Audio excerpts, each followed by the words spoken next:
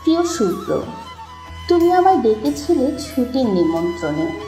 আমাদের সাদা বাড়িতে মাতাল হাওয়ার কোনো এক গৃহত্যাগী জোছনায় একা একা অপেক্ষা করতে করতে শূন্যে মিলিয়েছিলাম।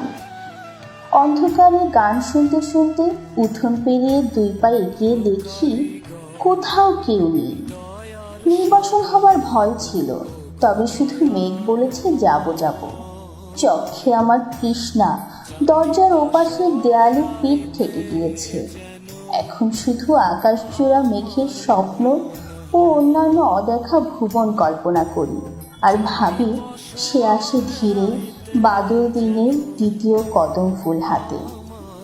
এই শুভ্র, এই নিউ ইয়র্কের নীল আকাশে ঝকঝকে রোদ নিশ্চয়ই।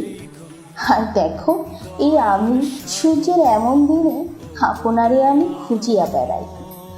আমি এবং আমরা যদি পেন্সিলে আঁকা পড়ি হতাম, তবে এই অদ্ভুত সব গল্প মুছে ফেলে উড়াল পঙ্খির মতো চলে যেতাম তোমার প্রিয় পদরেখা ধরে। বিরহ গাথা নন্দিত নরকে বসে জোছনা ও জননীর গল্প এখন ভয়ঙ্কর ভুতুরে মনে হয়।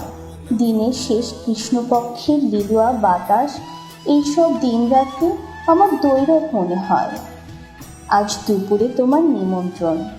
বৃষ্টি ও বসন্ত বিলাসের এই আনন্দ বেদনার কাব্য তবে এখানেই শেষ হোক। শুধু জেনে রেখো, তুমিহীন জনম জনম জীবন নামের এই আয়না ঘরে আমি আর নেই।